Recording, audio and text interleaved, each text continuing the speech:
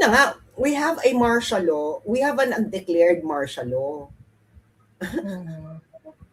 Hindi kailangan ni BBM mag-declare ng martial law in order to do the practices of his father. Kasi pwede naman palang ipitin na lang ito ng ganyan eh. Mhm. Hindi ba? So, you know, hindi niya kailangan magkaroon ng ganong dramatic eksena.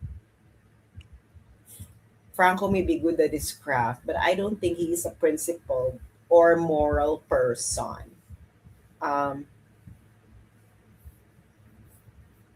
Well, to be fair kay Franco, hindi niya tinitira sa Inday even if BBM guy siya. Kasi sinabi na nga niya, di ba yung off-limits niya, Lenny, BBM, Sara. Win Gatchalian. May usurpation nga ng authority. Oo. That is the real issue there. Ngayon, ang ginagawa ninyo, gusto niyo i-formalize yung usurpation of authority. Kaya tinatakot niyo yung ibang senator na mga kaso. Sabi nung isa nag-message sa akin, alam mo Miss Joey, ang problem, yung approach talaga ng Ateneo every time may issue. So, parang siya, may personal experience siya na nagkaroon ng issue dun sa class dahil yung teacher. Yun. At inaaway ako noon. Oo. Inaaway talaga ako noon online. Tapos samang nabalitaan ko na halaw eh. Actually, maraming umaaway sa akin online ng mga kakamping na mga ganyang ekse-eksena. Yung spoken word artist.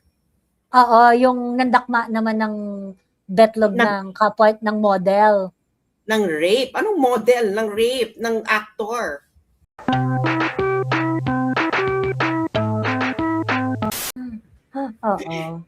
So ganun ang eksena ng buhay, mga friends. So, abangan natin ang mga susunod na kabanata sa mga gustong masubaybayan. This is going to be PGMN versus Martin. Pero yun na nga. And Martin's PR. And Martin's PR, di ba may pinangalan? Oo. Pinangalanan si Franco, pero hindi niya Binlip, oo. Oo, naka-beep, ganyan. So, naka-audio redacted. Ganyan. So, ayun ang mangyayari. Oo, correct. Kung sino yung PR na yan. Kasi no, nakakaloka yung mga PR girl. Wala naman ako pinapangalanan, may nag-claim. May nag-mine. Bakit mo kini-claim, girl? Ikaw. So, she ang pronoun. Well, kasi nga, yung she na yon, baka siya rin yung nag-operate kay Franco. Oo. That diba? Franco had to react that way, Sabi ni Nico John Servano, Sas, we love you. Your love is good, but we need GCash. Charot. Or, ayaw namin ng maleta. Ay, this is for you. Thank you for what... Ay, thank you. So, ayun ang... Anong course ba ang kukunin para maging PR? Well, you know what? It's not really about course, PR. It's actually about network. Networking, kailangan mo talagang makahalubilo sa mga tao. You need to be where they are. You need to go to the bars that they go to. You need to go to the events that they go to. And then, in order for you to be a PR, kailangan makapalang mukha mo. Tapos dapat persuasive ka, diba? I'm not saying this as a way to denigrate the profession. Pero, ibig sabihin na makapalang mukha mo, you really have to have the courage to talk to people, to clients, ganyan. You don't really need a course in order to do PR. All you need to do is you need to be good in, of course, you need to be good in management. These are skills that you can learn even without going to school. Pero ang pinaka-importante sa PR is you need to have that network. You need to be with you need to be where they are. You need to build rapport. You need to build relationship. You need to build a lot of things. truly effective socializing skills, no? Yun yung talagang key. Yeah, Oo. exactly. Gutsy. Exactly. You have to be gutsy. You need to go there. You need to build a clientele. Um, Mm-mm. Ayan, my next question. Do you think that this move by Joel will also pave the way na ma-change ang rules to impeach Sarah from 16 votes to 12? It's only the Constitution that can, it's only the Supreme, it's only an amendment on the Constitution that could change that. Mm-mm. And even if they successfully amend the Constitution, the amendments cannot apply to the current administration. Maybe. Pero nakakaloka yun. Can you imagine? Gagastos ang buong bayan for constitutional amendment for that. Mm-mm. Akala mahalang constitutional amendments. You need, Pero hindi yun ang plano nila na mag-constitutional amendment. Ang plano nila, baguhin yung interpretation. well, it's only the Supreme Court that can interpret the Constitution. Mm-hmm. So, ako, yeah, go ahead. Baguhin yung interpretation, pero there is only one final interpreter. Mm-hmm. And the final interpreter is the Supreme Court. If they will insist on changing the interpretation, it will delay the impeachment. Yeah, it will delay the impeachment. Ayun. It will delay the impeachment, and it will not only delay the impeachment if they successfully change the interpretation, and then base dun sa sa interpretative dance na ginawa nila, girl, ma-convict nila kunwari si Sarah na 2/3 of 22. Mm-mm. That conviction can be challenged in the Supreme Court because it's unconstitutional. Mm-mm. Hindi ba? So, mali yun. The impeachment trial is a constitutional process. Mm-mm. And who can interpret a constitutional anything in the Constitution, Joey? Who? Sorry. Who can interpret the Constitution? Supreme Court, only the courts. Only the courts. The Supreme Court. Only the Supreme Court. So, Mm-mm. if it's a constitutional process, then it is a process subject to judicial review ng Supreme, di ba, ng Supreme Court. Mm-mm. Halatang-halata na sila na they would like to change and break everything in order for them to pursue their political agenda and that for them to be in power. Mm-mm. Ayan. Sabi ni, balik lang tayo very, very quick. Sabi ni Strictly, nag-sink in after watching the video yung pag-center ng PGMN as if it's the only group na winalang ni MR. SMNI, Miss Joey and Banat Bay wants to know your location. Ika nga, kasi ang dating, siya lang ang victim. Actually, yan rin yung valid yung criticism na yan. Kasi kumbaga parang, ang concern lang niya talaga yung sarili niya eh. Diba? Na pinagtripan siya. Ganon. Oo, So, hindi na siya nagkaroon ng sense of perspective na Franco, yeah, we understand na pagtripan ka, pero you're not the first. And you're certainly not going to be the last. Correct. Ayun. So, di ba kaya nga sabi ko, okay, fine. Itong galit si Franco kay MR and whoever na nag-set up sa kanya kung ano man yung pinaglalaban niya. Pero it doesn't mean it doesn't mean na kakampi natin siya doon sa pinaglalaban natin. Kasi yan yung isang badge dyan na hindi naman niya kasi nakikita yung iba na victim. Ang nakikita lang niya yung sarili niya as victim. 'Di ba? So sila, ang concern lang talaga nila, siya at saka yung firm niya. Kaya we're not the same. 'Di ba? Di ba yung sinabi ko rin yung last time? Kaya kasi sinasabi ko, we're not the same. Hindi natin sila kakampi when it comes to advocacies. 'Di ba? Hindi talaga natin sila kakampi. May sarili silang lakad. At yung lakad nila, yun nga, yung kung ano man yung ginagawa nila ngayon. Yun yung lakad nila. Hindi talaga natin sila kasama. Ganon. So, yun. And ang badge niyan, ang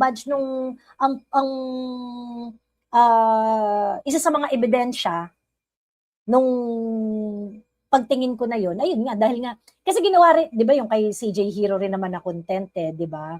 Hindi rin niya in-acknowledge na pinag-uusapan na to within yung hindi mo pera yan, yung MOOE na yan, pinag-uusapan na yan ng DDS community long before they started questioning it. Di ba? So may ganun talaga yung PGMN. Meron silang yung parang eksena lang nila. Ganon. Kaya sa akin, take it with grain of salt. Wag, ganyan yung eksena nila. Kung ano lang yung may pakinabang tayo, di yun lang yung pulutin natin. Unang-una sa lahat,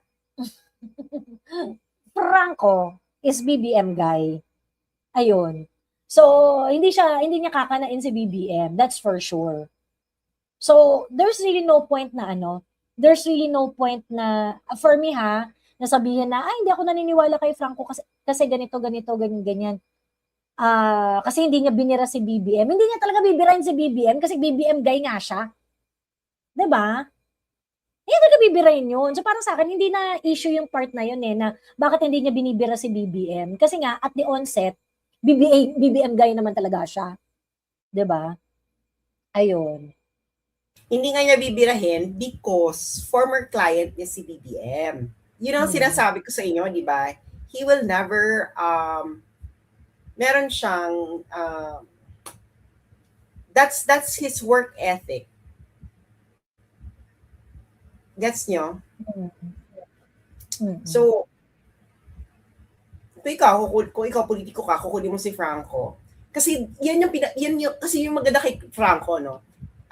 No matter what you say about Franco, you know, his work ethic is you've been a client, you ended your professional relationship, but that the professionalism of Franco stays. Hindi dahil na may kumuha sa'yo o birahin mo yung former client mo, gagawin niya because there's a pay. No, because for Franco, yun yung pinapangalagaan niya. Na, yun yung, that is his branding. May boundaries siya. May boundaries siya. Once you become a client, he will help to build your image. He is like a classic PR. Gets nyo? So, meron siyang old school mentality na hindi dahil merong bayad, papatira mo sa akin yung former client ko. Hindi ganyan si Franco. Hindi siya mercenary.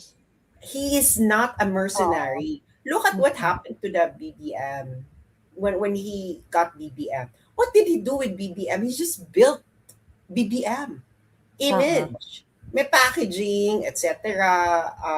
And then that's it.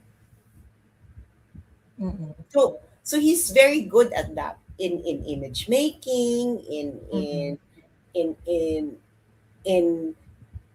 letting his client talk to the right people, to be seen with the right people, ganyan. And send the right message to the public.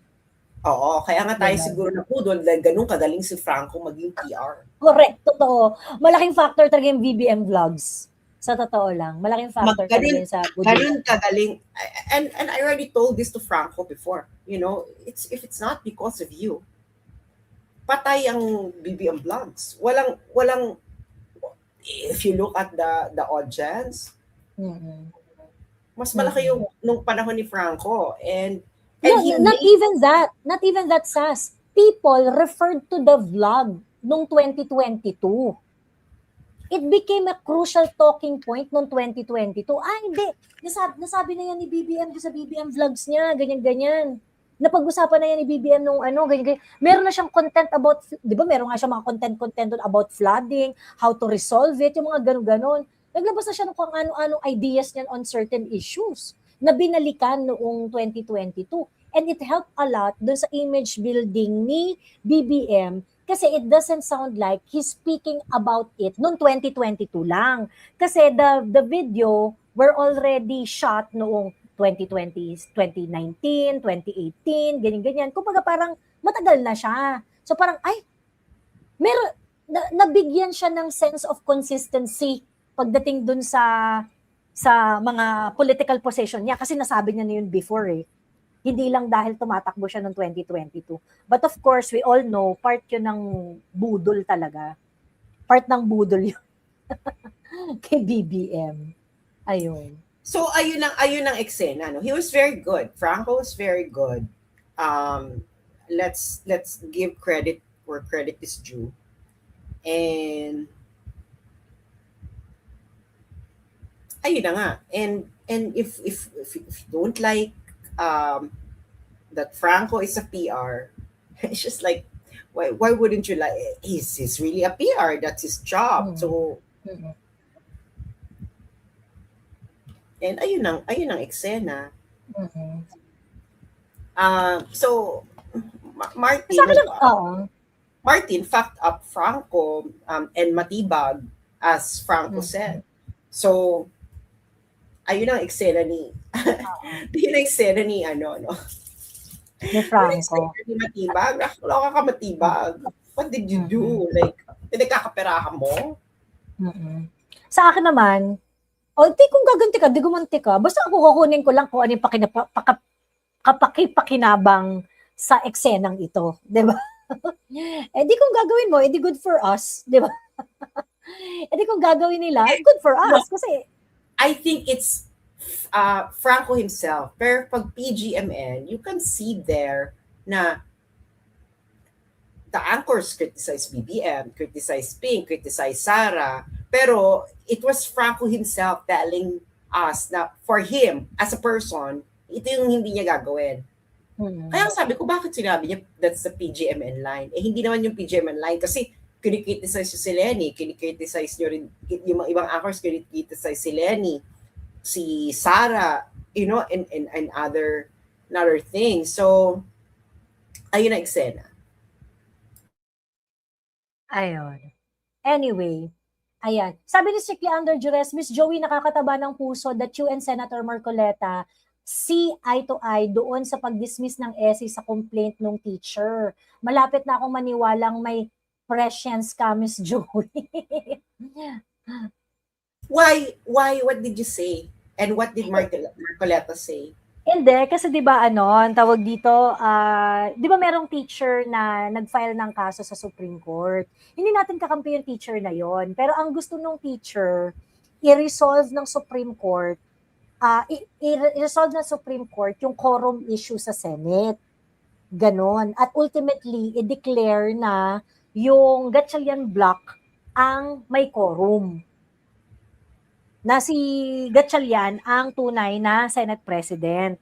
Ganon. At hindi na si Alan Peter Cayetano. Yung leadership ng Senate should be under Win Gatchalian. Ganon. Wala bang nag-advise dun sa teacher na, girl, wala kang standing. Bakit ka ma-exempt? Hindi. Kasi ang ko doon, ang sinasabi nila na, ang tawag dito? Well, alam mo Joey, the actuations na naman ng Senate ngayon is they believe that they don't have a quorum. Kaya nga kailangan magkaroon ng special session eh. Kaya nga sabi ni Bam, kung maging 30 na kami or etc. So those actuations already say na wala kayong quorum.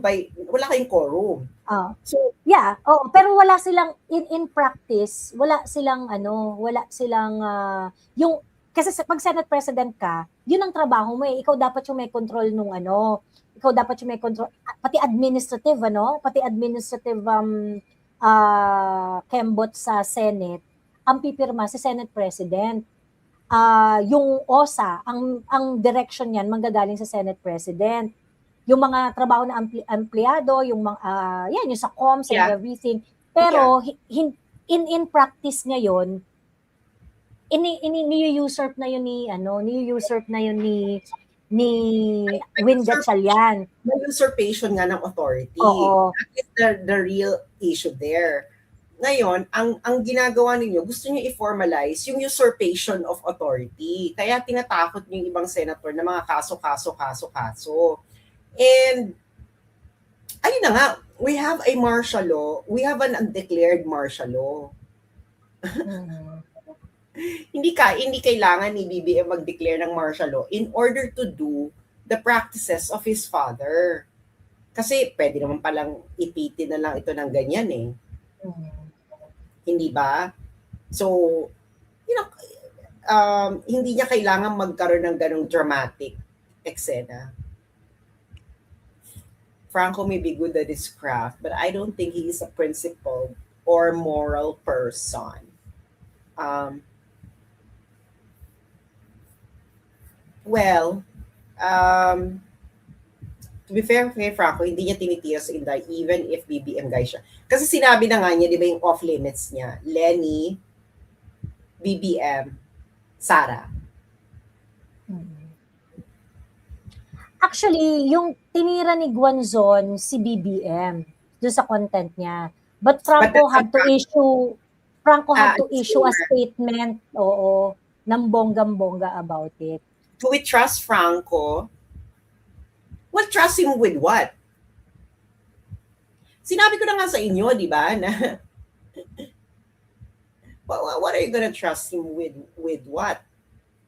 Hindi naman si Franco yung nagsasalita, mga anchors sa PGMN eh, iba-iba sila. So you have Guanzon, you have different types of people. Just hold to account that PGMN believes in unlimited freedom, absolutist daw sila ng freedom of speech. So ibig sabihin, si Franco, he has his own point of view. Pero yun nangyari nga kay Guanzon, he still allowed it.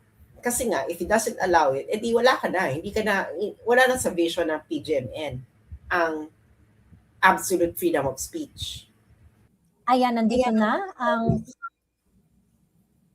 ating ka-moisture. Ayan. Ang na-catfish ng taon. Okay. Ang na-catfish ng taon.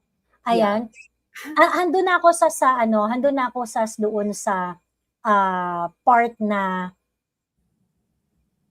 nagsalita na si Tab Baldwin, okay? Dahil na-pressure na itong Ateneo dahil doon sa demand ng mga tao na ano pa nanagutan ng coaching staff? Yung coaching staff yung mga kasama dito, ba't hindi na parusahan? Bakit ganyan-ganyan? Etc. etc. And so, Tab Baldwin issued a video apology. At sinabi niya na nagkamali daw siya, etc. etc. Sinabi niya doon na akala daw niya shallow waters yung doon sa Dipakulaw, ganyan. And I think at that point, naging klarong-klaro na merong cover-up na ginagawa ang Ateneo. Well, kasi sinabi rin ni Tab Baldwin na kaya siya hindi nagsasalita is because it is the direction of Ateneo from the institutional standpoint. Okay. And that spells cover up. Okay. Ateneo is basically covering up kasi nga gusto nilang i-manage kung ano yung pwedeng ilabas because alam nilang may pananagutan sila. That's for sure. Number 2, nung sinabi ni Baldwin na hindi niya alam na shallow waters yon, and then hindi shallow waters yon, that already points to negligence. And may pananagutan ka talaga doon. Bakla, kung may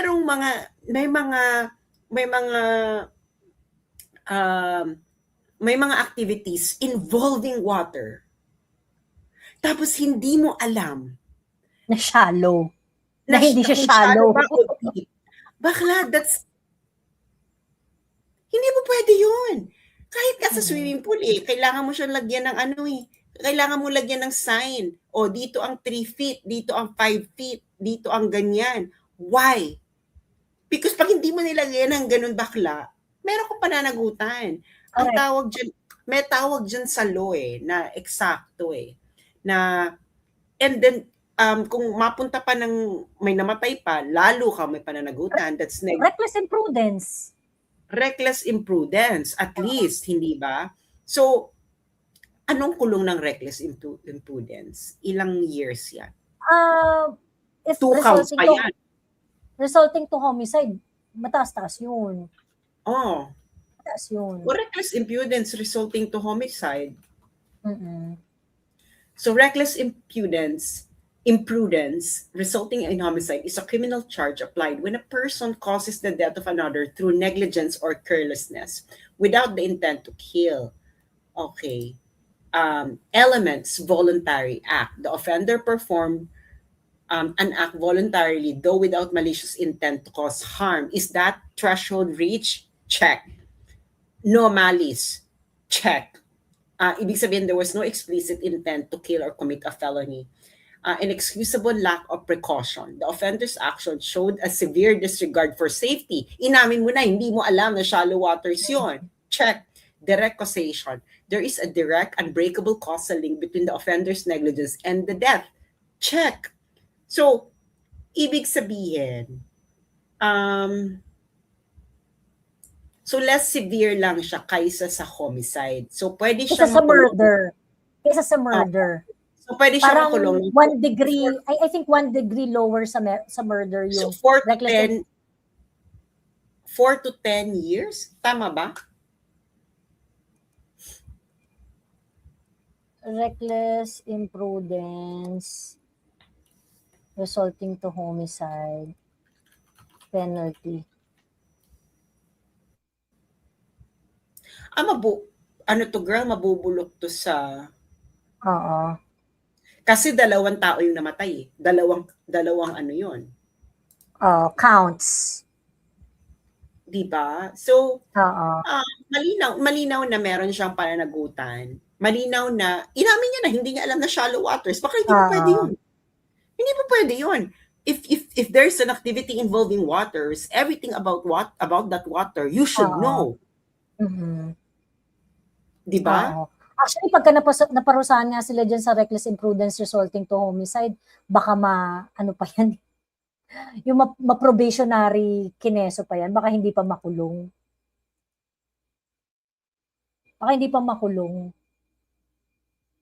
Ayun. Lalo na kung yung parusa hindi umabot ng 6 years. Ayun. But anyway, pero kasi, dito kasi, sobrang lala nung negligence. And I don't think acceptable, kung sakaling maparusahan sila, acceptable, dapat maximum. Girl, hindi lang yon. Like, if you're going to do a military type of training, bakla dapat nakakondisyon ng katawan. Kita mo yung mga military, no? Hindi naman sila sinasabak kaagad sa ano, may build up yun. To build stamina or familiarity or whatever. Lahat, pati mental toughness. Wala naman. Ako, ang naiisip ko lang ay itong Ateneo masyadong I really feel that this is an expression of self-entitlement. Girl, parang yung ano lang yan, yung estudyanteng, yung teacher na, yung baklang teacher na may fetish sa paa. Naalala niyo yun? Saan yun? Anong school? Ateneo de Manila. Ateneo din?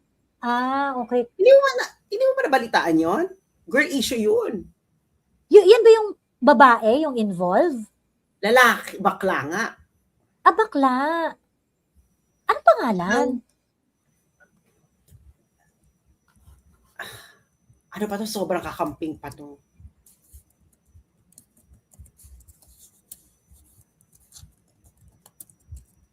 English teacher yun. Teacher.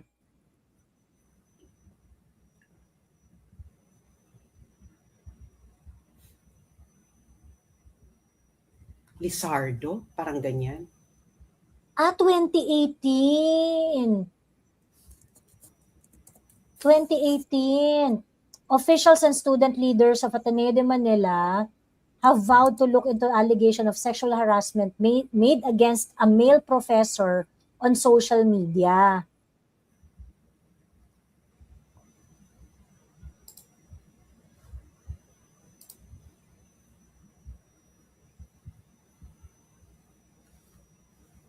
So, ang ginagawa niya noon, ini-invite niya yung mga estudyante niyang lalaki mag-play ng Scrabble. Oo. Or arm wrestling. Oo. Tapos, ang pustahan, o kung sinong matalo didilaan ng paa, hahalik ka ng paa. Okay. Nagpapatalo siya. Okay. And then, issue na siya, girl. Kumakalat na yung chismis. Carlo Rivera ba yun?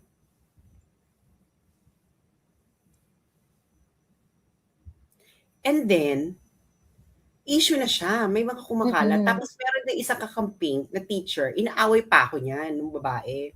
Sabi niya, siya mismo yung nagsabi, marami na kumakalat, ganyan. And Mm-mm. hindi siya nagsasalita because it's not her story to tell. Ako naman parang, bakla, pag may ganyan ng eksena, investigation kagad. Hindi yung, this is not my story to tell.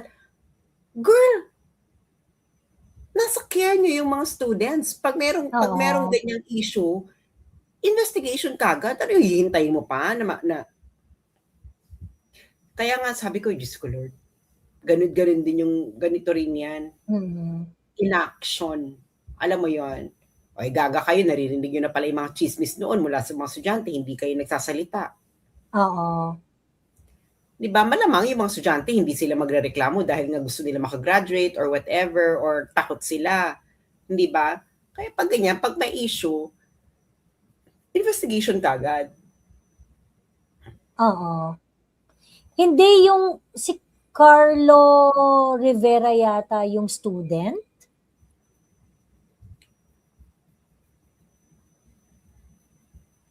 Ay, ano ba to? Sino ba to? And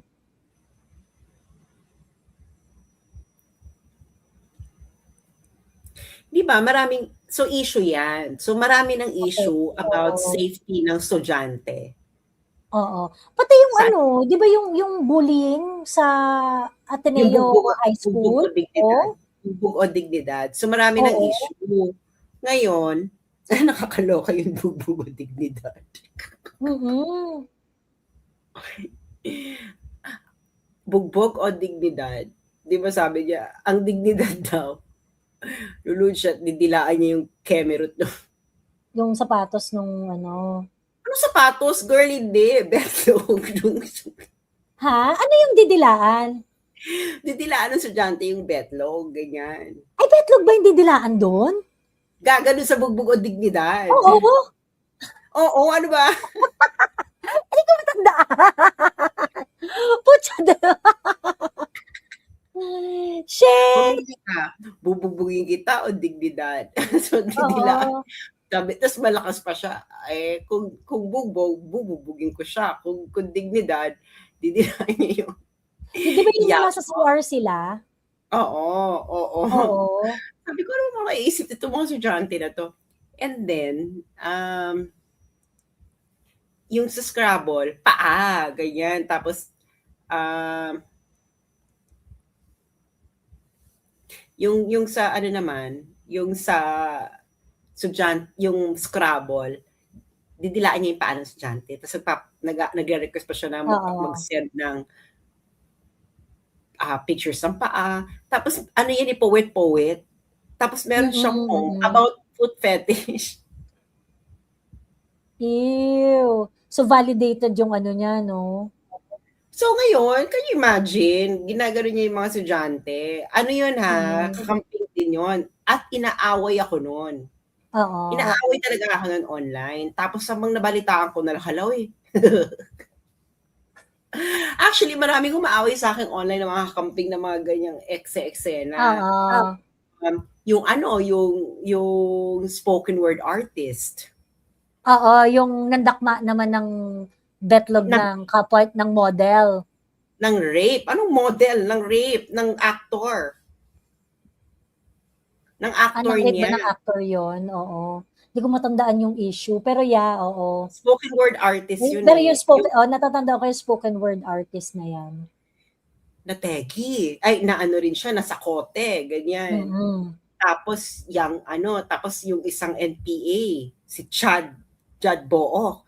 Talagang nagko-comment pa yun sa section ko. Oo, UPN si Chad Book eh. Oo, sabi ko, nakakaloka itong mga to. Nakakaloka kayo. Tapos, Kaya yan ang ano, ang eksena ng, ayan si Severo, Oo, kasuhan siya ng rape, sexual harassment ata or rape, basta yon. So oo, ngayon, itong Ateneo, ang dami nilang ganyan. So parang wake up call na ito dapat sa Ateneo na your oo, university is not safe. No, it's not actually safe. oo. Tigilan niyo muna yung pagle-lecture sa amin ng morality. Ayusin niyo muna yung moralidad niyo diyan. Correct, oo.